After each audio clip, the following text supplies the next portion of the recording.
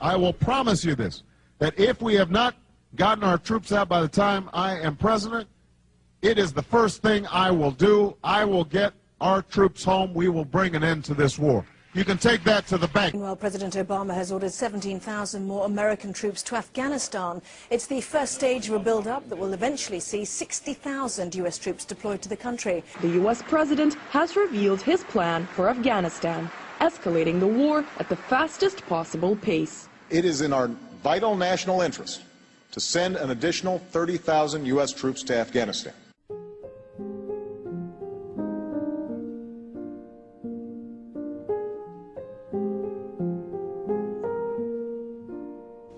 When I was in Iraq, I saw the devastation that our invasion and occupation had met out upon the Iraqi people. I saw and at times participated in the dehumanization and degradation of the Iraqi people. By robbing others of their inherent dignity, by denying them respect, and by treating them as a less than human other, we ultimately robbed ourselves of our own dignity, humanity, and compassion. You roll into Baghdad, every single big apartment building is blown up. Every single apartment building in Baghdad has been broken to the ground by artillery and airplanes bombing. You cannot meet someone in Iraq who has not lost a family member. Could you imagine what we had done in America if in 9/11 everybody in America lost a family member? What would we be doing? Would we be talking about war? No, we'd be in the streets with weapons. And so people talk about, oh, these people killing American soldiers in Iraq, they're terrorists. Not terrorists, they're wearing sandals. And they got an AK. And they got 14-year-old boys building bombs to kill these American soldiers because we killed their family. People just don't wake up and want to go kill people. I was ordered multiple times by commissioned officers and non-commissioned officers to shoot unarmed civilians if their presence made me feel uncomfortable. The primary loyalty is not to democracy or to the flag or to America or to the Iraqi people or to the rule of law. It is to each other's safety at the expense of everything else. There is a cost to this war, and this cost is being paid in American blood, in my soldiers' blood, and that is not okay. From my perspective, it didn't seem to make any sense what we did. We didn't accomplish anything. A few months after I was there, I mean, a lot of things weren't sitting right with me. The command structure, the missions that we were getting didn't make any sense. We're going after people, Mujahideen or Muj, and they didn't have any idea which ones were the right ones. We're kicking in the wrong doors, terrifying children, helicopters screaming over their heads at night, and I'm trying to calm the women and children while the men were dragged and separated out and completely humiliated in front of their families. 9/11 was a lie, I know it. We're soldiers, we know it. And on March 21st of 2003, my military service was hijacked in an unconstitutional order to invade the sovereign nation of Iraq. This is a slap in the face to every service member who feels used because he was told he was going to go fight for his country and then was sent to go kick in the doors of innocent people unprovoked in the middle of the night to draw fire into their house so that we might have somebody to shoot back at. If the media was not biased, this film would be shown here so that you could then make a decision. Show them both sides of the story and then let the human being make the decision whether they want their kids there or not. Don't show me one side and say it's patriotism, it's courageous. Nothing I did in Iraq was courageous. I brought fear into people's homes. I traveled with a .50 caliber weapon every single day and slept with a pistol underneath my pillow. Tell me what is so courageous about that. And I tried hard to be proud of my service, but all I could feel was shame. And racism could no longer mask the reality of the occupation. These were people, these were human beings. I've since been plagued by guilt anytime I see an elderly man, like the one who couldn't walk, who he rolled onto his stretcher and told the Iraqi police to take him away. I feel guilt anytime I see a mother with her children, like the one who cried hysterically and screamed that we are worse than Saddam as we forced her from her home. I feel guilt anytime I see a young girl, like the one I grabbed by the arm and dragged into the street. We were told we were fighting terrorists. The real terrorist was me, and the real terrorism is this occupation.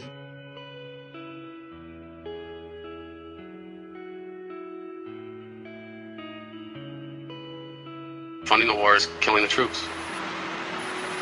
I mean, if you really think about it, it's really, really blatantly obvious. And it's really stupid that we have to say this. But we do. We have to get down to basics.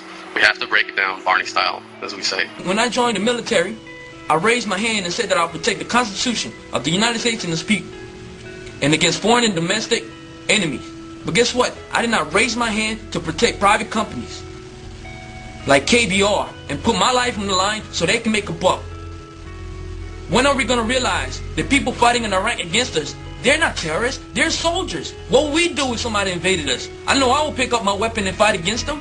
What the hell we call them? Terrorists? These people want their country back.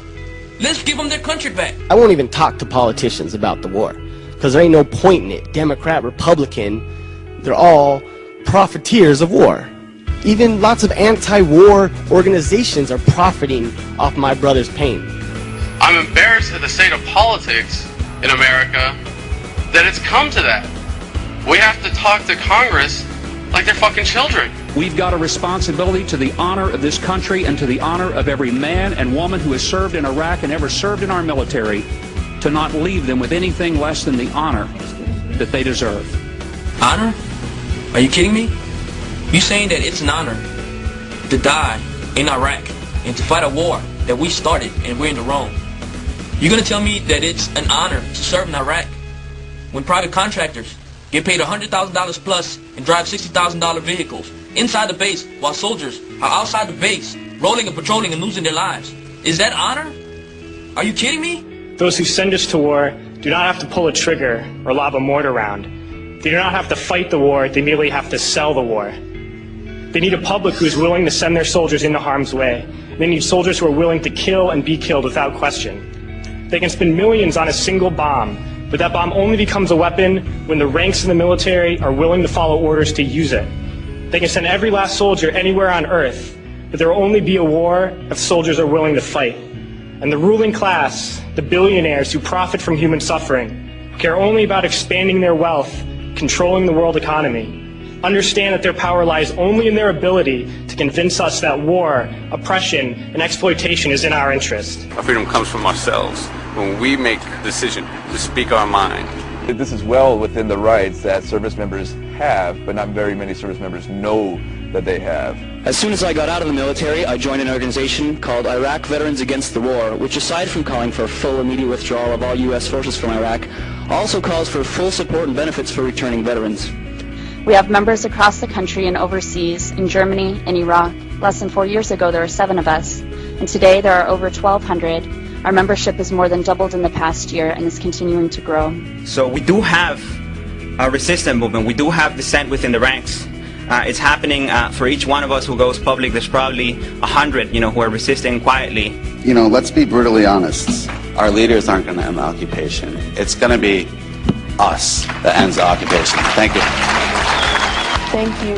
I don't think as a 24-year-old kid I should go to jail for not wanting to kill people. I had a personal experience after one of the talks that I did with a man. He came up to me after that, and he told me he was an Iraqi man, and he said that he was from the area around Balad, and I was stationed in Balad, and I just couldn't help it. Just all of a sudden, I hugged the guy, and I said that I was sorry, that I was so sorry, and I ended up crying right there to this perfect stranger, and he told me it was okay.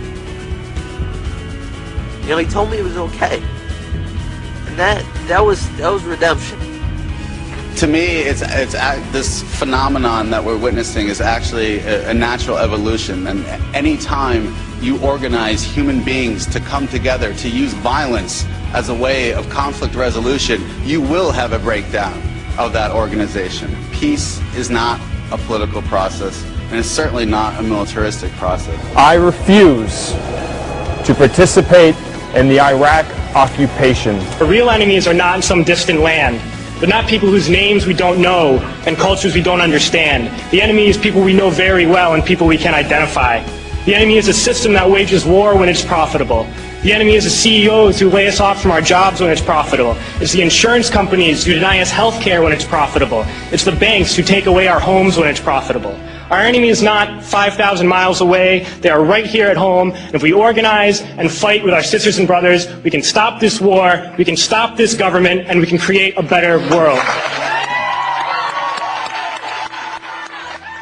There's a term, once a Marine, always a Marine, but there's also the term, eat the apple, F the core. I don't work for you no more.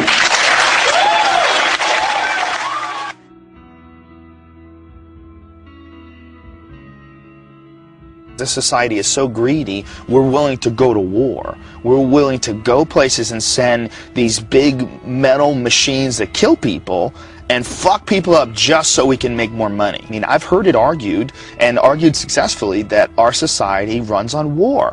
You know, it runs on the domination of the other parts of the world. And literally, that's the only way you can control a gigantic chunk of the globe. You have to keep everybody down.